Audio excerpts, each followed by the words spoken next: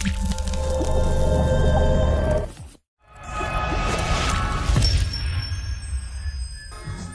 everybody, this is Geneva of Geneva's Closet Talk Show. Please make sure you like and share this video and subscribe to Geneva's Closet if you haven't already done so right here on YouTube. And you can follow me on Facebook at Geneva's Closet.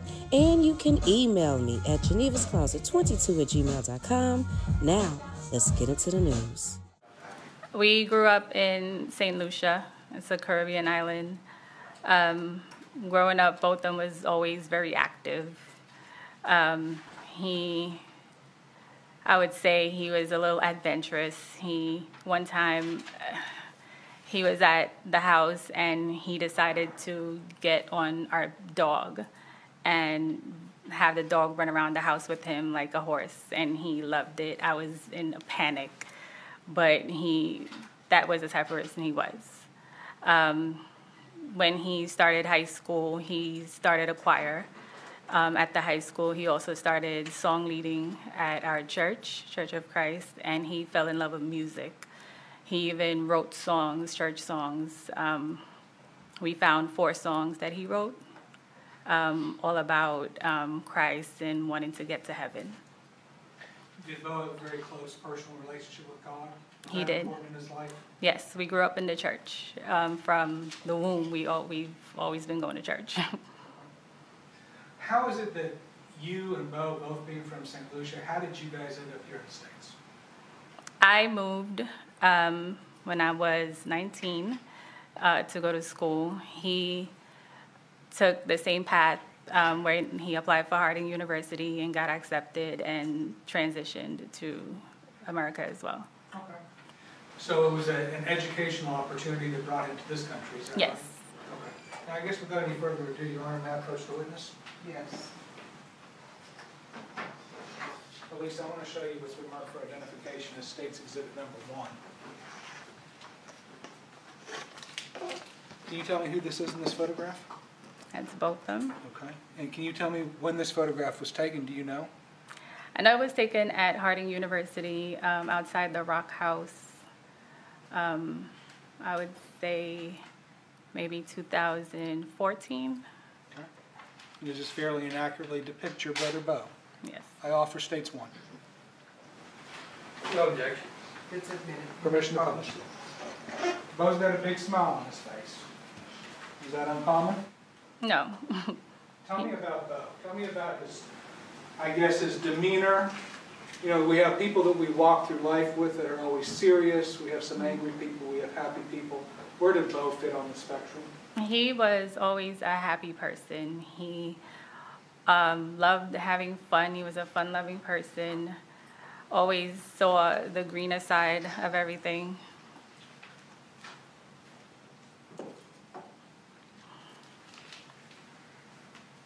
So you said that he was accepted to Harding University. What kind of academic discipline was he interested in? He graduated with a double major in accounting and management information systems. And then give us an idea of how his education and then his future career opportunities, how did that kind of unfold for him? He got accepted to an internship with PwC while he was at Harding here in Dallas.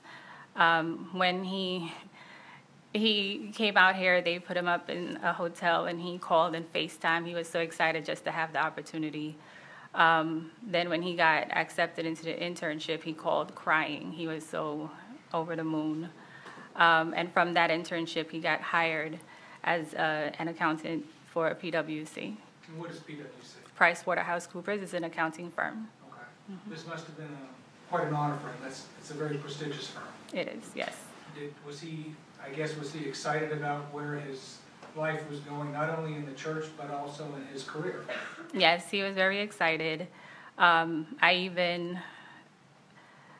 tried to convince him to move to New York with me, even with PwC, because they're out there as well. But he had a career path in mind, and he wanted to get to a senior level before he transitioned to any other place. Okay, you wanted him to be close to you. I did, yes. Because he was my baby brother. I'm a little overprotective of my siblings and my children, so I wanted him close. And that was that his long-term goal, was to get up there close to you as well? Not really. That was more what you wanted. Right. It was my long-term goal for him. Yeah.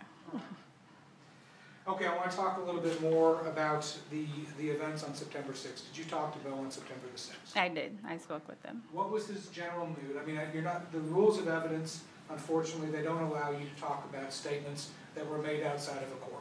Okay, so I can't ask you what you guys talked about or what he said.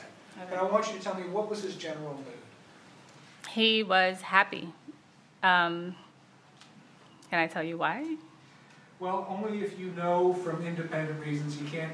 Let me ask you this: was Bo's birthday coming up soon? Yes, his birthday was coming up, and he was very excited about that. We went back and forth about presents for about a month. So our conversation was in part about what his present for his birthday. Okay. Well, what was it you were planning on getting Bo for his birthday? Well, I decided, and prior we had a conversation, that I would give him pots and pans because he had only 2 in his apartment. So I wanted to get him a full set because it's the grown-up thing to do. But so he agreed. But when I spoke to him that day, he said he wanted Drake tickets because apparently Drake was in concert at some point.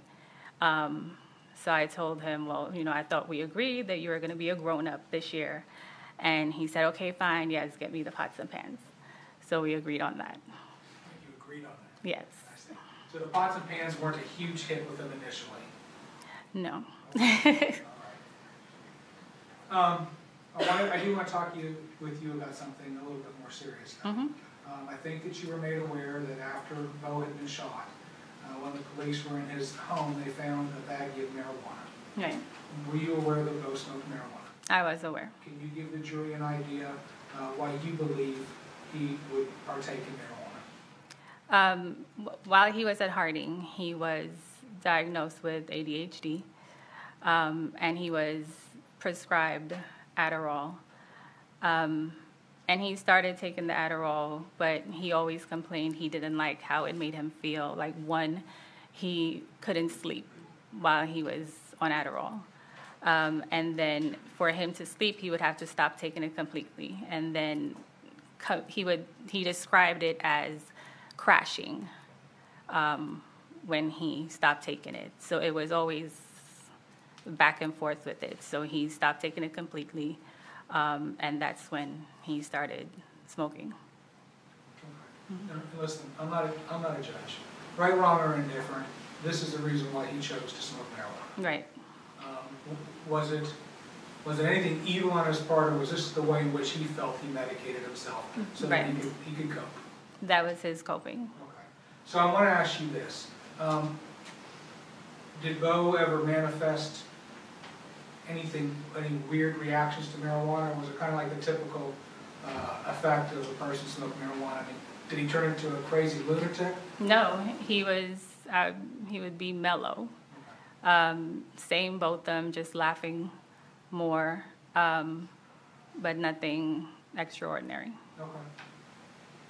All right, so let's talk about that particular day a little bit more. Do you know what Bo's plans were for that particular evening? We spoke about, I asked him if he would be watching the football game, because it was the first game of the season, the NFL season, and he thought the season already started, so he was excited that he didn't miss it, because he had a fantasy football league, so it was crucial that he watched the games. So his plan was to stay home and watch that game that night. Do you know whether or not he had any other plans? I mean, did he have a girlfriend who was staying over or anything like that? He did not mention that. Okay. Do you know, was Bo in any kind of a significant relationship at the time? He started seeing Cynthia, I think her name is, a few weeks before. It wasn't anything serious. It didn't get to that point as yet, and I just know he started seeing a few weeks before. When did you find out what had happened to Bo? I received a call from Baylor University Hospital. It was about a little after midnight on the 7th. New York is an hour ahead, so it was after midnight from my time. I received a call from a social worker, and she asked me a few questions. Do I know Botham? What is his date of birth? What is his address? Where does he work? And then she told me that he was brought in with a gunshot wound, and he succumbed to his injuries. Help us understand, how does a person process that? At first, I didn't believe it because it was just not anything that I would expect. When I got the call, I thought maybe it was a car accident. So I wasn't expecting to hear that he was shot. I know I just immediately became cold. It just didn't make sense to me. How long did it take you before you finally accepted the reality that Bo was gone? Honestly, I don't think I've accepted it as yet. I think it will still take time. Sometimes I have still called his number because he's still in my favorites on my phone. So I've called sometimes just to see if he will answer. So I haven't accepted it as yet. Do you still miss him? I miss him every single day. Being in Dallas is hard, that he's not here. So I miss him. Did you come to Dallas looking for some answers? I did. I came also looking for closure because I think having this hurdle, just getting over this hurdle, will probably lead to healing.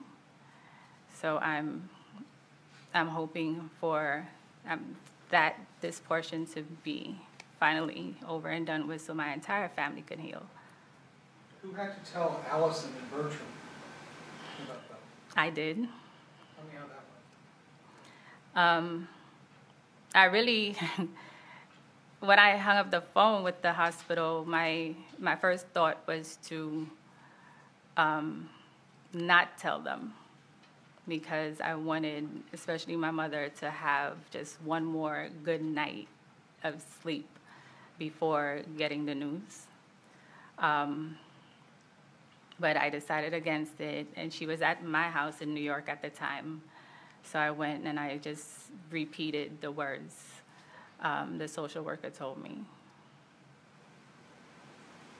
I imagine that must have been heart-wrenching for them. It was. My mom immediately started crying, like just bust out in tears. She started dialing the number for Bertram, and the words just couldn't come out. So I took the phone from her and told him again, just repeated the words. I called my aunt, same thing. I just repeated the words because I didn't at the time process the words. So I was just repeating it to them. I wanted to ask you another question about the police investigation inside Bo's apartment. Mm-hmm. They found a series of 3 medications, an anti-nausea, I think an anti-inflammatory, and a pain medication. Mm-hmm. Had Bo had any kind of surgical or dental work recently? Yes, he had a wisdom tooth removed. He was on a plan to have all 4 removed, but they were doing it one at a time. So he had the first one removed a few weeks before that. Mm-hmm. And has that been kind of a painful process for him? It was. I know a few days after it happened, the tooth was pulled, he stayed home. He was on a strict liquid diet, soups, hot food. So he was eating soups every day. He even took a picture of the Chick-fil-A soup and sent it to me. And that day, September 6th, he finally got the okay to eat ice cream. Was that good progress for Bo? Yes, he was very excited about eating ice cream because he loves ice cream. He loved ice cream. Even as a child, we used to call him Milky Way because he just loved eating ice cream. Anything milky, he's all for it. So September the 6th, 2018 was the day, obviously, that Bo got shot. Did you meet with a Texas Ranger on Saturday, September the 8th, 2018? I did. Okay. And again, I can't ask you to go over the question and answers, but I want to ask you this question. You were aware that the Texas Rangers had just started the investigation into this particular case, is that right? Yes. Was your impression, having talked to the Texas Rangers right after they started this investigation, that they were going to give a fair investigation to Bo? I did not. Object to relevance, Judge. Sustained. I'll ask the witness. I have no questions. They should be excused. Oh, Judge, actually, may I recall, Ms. Finley, I had one other matter I wanted to show her. May I proceed? Yes. Okay. Lisa, I'm sorry I forgot about this. Judge, we'll stipulate that the autopsy photo is the same as the same individual that's in State's Exhibit number 1. Just will offer that stipulation. And we'll offer State's Exhibit 2 for all purposes. Thank you. It's admitted for all purposes. I have no other questions. Okay. No. Ms. Finley, Nothing further, Judge. may she be excused? Yes, Your Honor. Now, earlier you said that you may have some objections to her remaining in the courtroom. Do you still have any objections to I don't this? see any factual, I don't see any basis for that. Oh, thank you. Thank you very much, Ms. Finley. You may rejoin your family.